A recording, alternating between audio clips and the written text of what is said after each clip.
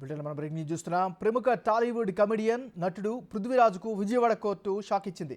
తాజాగా పృథ్వీరాజ్కు non bailable arrest వారెంట్ను జారీ చేసింది. పృథ్వీ భార్య బలిరెడ్డి శ్రీలక్ష్మికి ప్రతి నెల మనోవర్తి చెల్లించాలంటూ గతంలోనే కోర్టు ఆదేశించిన బేఖాతరు చేయడంతో ఆమె మళ్లీ కోర్టు తలుపు తట్టింది. ఈ మేరకు ఫ్యామిలీ కోర్టులో వేసిన కేసులో తాజా పరిణామం జరిగింది.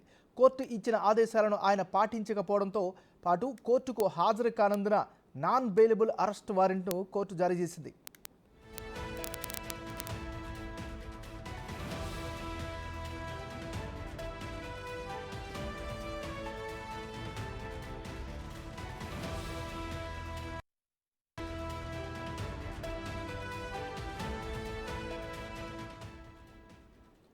పశ్చిమ గోదావరి జిల్లా తాడేపల్లిగూడెనికి చెందిన బాలిరెడ్డి పృథ్వీరాజ్కు విజయవాడకి చెందిన శ్రీలక్ష్మితో 1984లో వివాహం జరిగింది. వీరికి ఓ కుమారుడు కుమార్తె ఉన్నారు. కొంతకాలం సజావుగా సాగిన వీరి కాపురంలో మనస్పర్ధలు వచ్చాయి. దీంతో వీరిద్దరూ గత కొంతకాలంగా విడివిడిగా ఉంటున్నారు. భార్య శ్రీలక్ష్మి పిల్లలతో కలిసి తన పుట్టింట్లో ఉండసాగింది.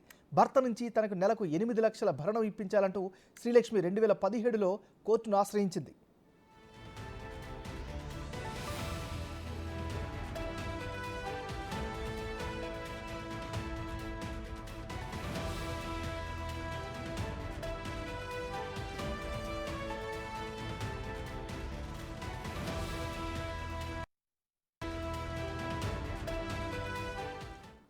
తమ వివాహం అనంతరం విజయవాడలో తన పుట్టింట్లోనే ఉంటూ చెన్నై వెళ్లి సినిమాల్లో అవకాశం కోసం ప్రయత్నించేవాడని, ఆ సమయంలో అతని ఖర్చులన్నీ తమ పుట్టింటి వాళ్లే భరించారని ఆమె కోర్టుకు తెలిపింది. ఇక సినిమాల్లోకి వెళ్ళాక పూర్తిగా మారిపోయిన ఆయన తనను తరచూ వేధించేవాడని కోర్టుకు విన్నవించింది.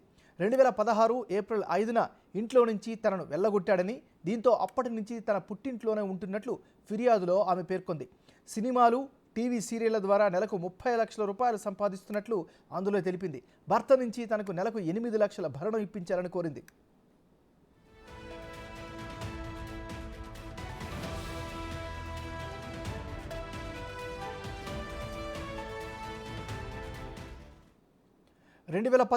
జనవరి 10న కేసు విచారించిన కోర్టు పృథ్వీరాజ్ తన భార్యకు నెలకు 8 లక్షల భరణంతో పాటు కేసు దాఖలు చేసినప్పటి నుంచి ఆయన ఖర్చులు కూడా ఆయనే ఇవ్వాలని తీర్పునిచ్చింది.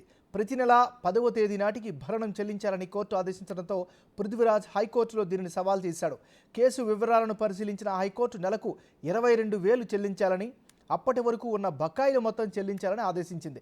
అయితే శ్రీలక్ష్మికి భరణం చెల్లించడంతో పృథ్వీరాజ్ హైకోర్టు ఆదేశాలను కూడా ఖాతరు చేయలేదు. పైగా కోర్టుకు కూడా హాజరు కావడం లేదని వార్తలు వస్తున్నాయి. దీంతో మరోమారు భార్య శ్రీలక్ష్మి ఫ్యామిలీ కోర్టులో పిటిషన్ వేయడంతో విజయవాడ ఫ్యామిలీ కోర్టు పృథ్వీరాజ్కు నాన్ బెయిలబుల్ అరెస్ట్ వారెంట్ను జారీ చేసినట్టు తెలుస్తోంది. దీంతో పృథ్వీరాజ్ పీకల్లోతు చిక్కుల్లో ఇరుక్కుపోయినట్లయింది.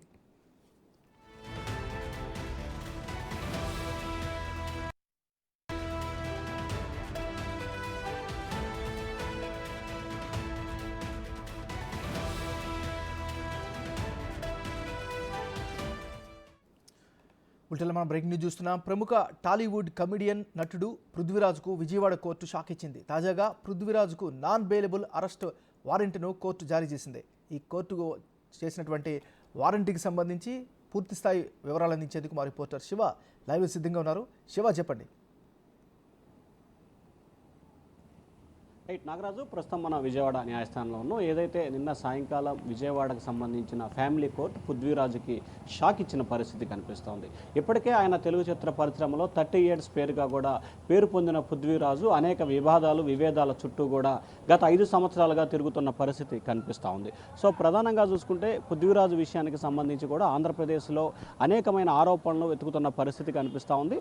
సో ఏదైతే ఆయన గతంలో ఎస్వీబీసీ చైర్మన్గా చేసిన సమయంలో కానీ, లేకపోతే మిగిలిన విషయాలకు సంబంధించి కానీ ఆయన నిత్యం కూడా మహిళలకు సంబంధించి వివాదాల చుట్టూనే ఆయన తిరుగుతున్న పరిస్థితి కనిపిస్తూ ఉంది. ఒకసారి మనం ఆయన కేసుకు సంబంధించి పూర్తి స్థాయిలో వివరాలు కనుక చూసినట్లయితే ఆయన మహిళలకు సంబంధించి చేస్తున్న తీరు ప్రతి సందర్భంలోనూ వివాదాస్పదంగా మారుతుంది. వివాదాలకి ఆయన చిరునామా అవుతున్న పరిస్థితి కూడా కనిపిస్తూ ఉంది. సో ఓవరాల్గా చూసుకుంటే పృథ్వీరాజుకు సంబంధించి కూడా 30 years ఇండస్ట్రీగా నెలకొంది. ఆయన విజయవాడకు చెందిన శ్రీలక్ష్మి అనే అమ్మాయిని పశ్చిమ గోదావరి జిల్లా తాడేపల్లిగూడెంకు చెందిన పృథ్వీరాజు 1984లో ఆయన వివాహం చేసుకున్న పరిస్థితి కనిపిస్తూ ఉంది. ఆ తర్వాత వీరికి ఒక అబ్బాయి, ఒక అమ్మాయి ఇద్దరు కూడా జన్మించారు. ఆ తర్వాత అబ్బాయికి కూడా వివాహం చేసినట్లు కూడా తెలుస్తూ ఉంది. అయితే ఇతనికి సంబంధించి కూడా అనేక వివాదాల చుట్టూ తిరుగుతున్నప్పటికీ ఎప్పటికప్పుడు ఆయన కప్పిపుచ్చుకునే ప్రయత్నాలు తరచూ చేస్తూ ఉన్నారు. 2017లో విజయవాడ ఫ్యామిలీ కోర్టులో శ్రీలక్ష్మి, ఆయన భార్య శ్రీలక్ష్మి భర్త నుంచి తనకు భరణం ఇప్పించాలని చెప్పి కూడా కోర్టులో పిటిషన్ వేయడం జరిగింది. పృథ్వీరాజు తనకు అమ్మ వాళ్ళ ఇంటూ ఉంటేనే సినిమాలకు నటిస్తూ చెన్నై వెళ్ళి సినిమాలు నటించేవారని చెప్పి కూడా ఆమె పేర్కొన్న పరిస్థితి కనిపిస్తుంది. అలాగే ఆమె తల్లిదండ్రులు భరించాలని చెప్పి కూడా ఇక సినిమాలకు వెళ్ళాక తరచూ తనని వేధింపులకి ఇబ్బందులు పాలు చేస్తున్నాడని చెప్పి కూడా ఆమె అయితే ఆరోపించింది. 2016లో ఏప్రిల్లో ఆమె పుట్టింటి నుంచి కూడా తిరిగి ఆమె సొంత ఇంటికి వెళ్ళిపోయినట్లు కూడా తెలుస్తూ ఉంది.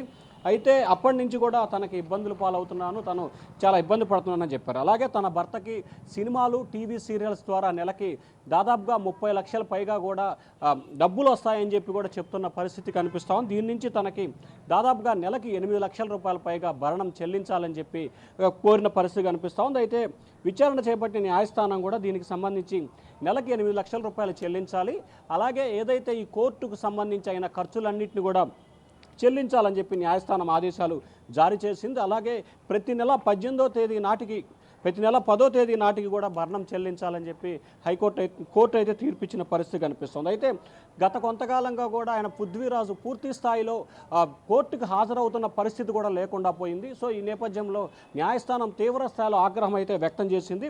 అయితే పృథ్వీరాజుపై నిన్న సాయంకాలం నాన్ బెయిలబుల్ వారెంట్ అయితే జారీ చేసినట్లు కూడా తెలుస్తూ ఉంది నాగరాజు. సో ఓవరాల్గా చూసుకుంటే గతంలో ఆయన ఎస్వీబీసీ చైర్మన్గా ఉన్న సమయంలో కూడా అక్కడ పనిచేస్తున్న మహిళల పట్ల అసభ్యకరంగా ప్రవర్తిస్తూ ఆడియోలు కూడా అప్పుడు రాష్ట్ర వ్యాప్తంగా కూడా సంచలనంగా మారిపోయిన పరిస్థితి కనిపిస్తోంది. సో మహిళల పట్ల పృథ్వీరాజు వ్యవహరిస్తున్న తీరు ఆది నుంచి వివాదాస్పదంగా మారటం, ఆ తర్వాత వైఎస్ఆర్సీపీలో ఆయన విభిన్నమైన పాత్ర పోషించడం, దానికి ప్రతిగా ఆయనకి వైఎస్ఆర్సీపీ అప్పట్లో ఎస్వీబీసీ తిరుమల తిరుపతి దేవస్థానం కనుసన్నలో నడుస్తున్న ఎస్వీబీసీ చైర్మన్గా కూడా ఆయన ఎంపిక చేయటం, ఆ తర్వాత అక్కడ పనిచేస్తున్న మహిళల పట్ల అసభ్యకరంగా ప్రవర్తించడం, ఆ ఆడియోలు లీక్ అవడంతో అప్పట్లో పెను సంచలనమైన పరిస్థితి కూడా కనిపించింది.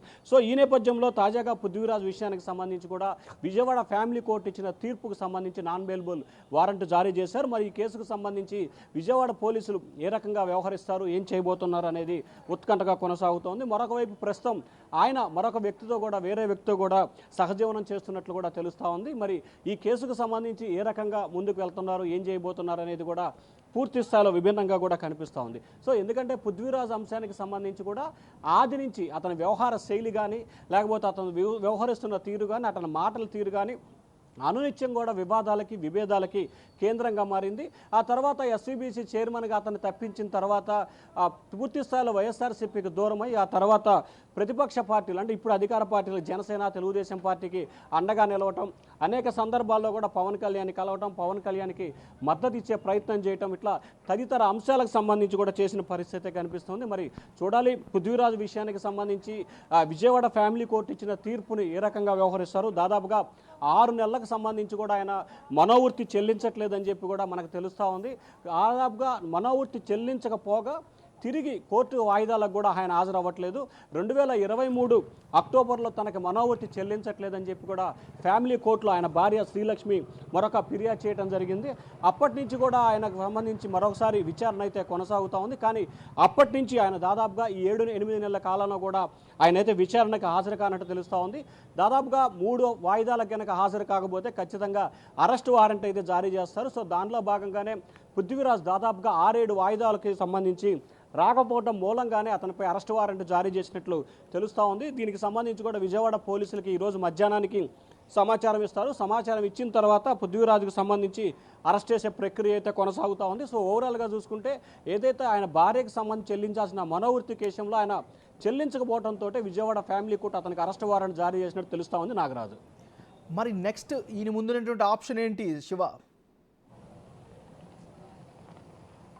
అంటే ప్రధానంగా చూసుకుంటే ఖచ్చితంగా ఫ్యామిలీ కోర్టు ఇచ్చిన తీర్పు నేపథ్యంలో కూడా ఖచ్చితంగా అతను ఉన్నత న్యాయస్థానానికి వెళ్ళే అవకాశం ఉంటుంది. లేకపోతే ఖచ్చితంగా ఎప్పటి నుంచి అయితే డబ్బులు చెల్లించాలో ఆ డబ్బులు చెల్లించే అవకాశం ఉంటుంది. సో ఇప్పటికే ఆయనపై అరెస్టు వారెంట్ జారీ చేసింది కాబట్టి తన న్యాయవాది ద్వారా అదే న్యాయస్థానంలో ఈ కేసుకు సంబంధించి తాను కొన్ని కారణాల వల్ల, అనారోగ్య కారణం వల్ల కానీ లేకపోతే వేరే ఇతరత్ర కారణాల వల్ల తాను న్యాయస్థానానికి హాజరు కాలేకపోయాను, దీనికి నన్ను మన్నించండి అని చెప్పి రీకాల్ పిటిషన్ వేసి ఇప్పటి వరకు ఎంతైతే చెల్లించాలో ఆ నగదు చెల్లించి ఇక నుంచి తాను ప్రతి నెల తూచా తప్పకుండా పలానా తేదీలోపు ఏదైతే కోర్టు ఇచ్చిన డైరెక్షన్ ప్రకారం 10వ తేదీ నాటికి నగదు చెల్లిస్తానని చెప్పి ఒకటి చెప్పడం, రెండో అంశానికి సంబంధించి కూడా ఏదైతే ఫ్యామిలీ కోర్టు ఇచ్చిన దానికి సంబంధించి ఉన్నత న్యాయస్థానానికి వెళ్ళి దీన్ని వెకేట్ చేయించుకునే పరిస్థితి, లేదా మూడో అంశానికి సంబంధించి కూడా ఆయన ఖచ్చితంగా అజ్ఞాతంలోకి వెళ్ళిపోయి ఈ కేసుకు సంబంధించి తప్పించుకునే ప్రయత్నం చేయటం. సో ప్రధానంగా ఆయన ముందైతే ఈ 3 ఆప్షన్స్ ఉన్నాయి. మరి ప్రస్తుతానికి ఈ అంశానికి సంబంధించి పోలీసులు ఏ రకంగా అతని పట్ల వ్యవహరిస్తారు, కోర్టు డైరెక్షన్ ప్రకారం అతను అరెస్ట్ చేసి విజయవాడ ఫ్యామిలీ కోర్టు ఎదుట హాజరుపరుస్తారా, లేకపోతే అతను అప్స్టాండింగ్ అని చెప్పి పోలీసులు కోర్టుకి నివేదిక ఇస్తారా అనే ఉత్కంఠ అయితే కొనసాగుతూ ఉంది Nagaraju. Right, thank you Shiva.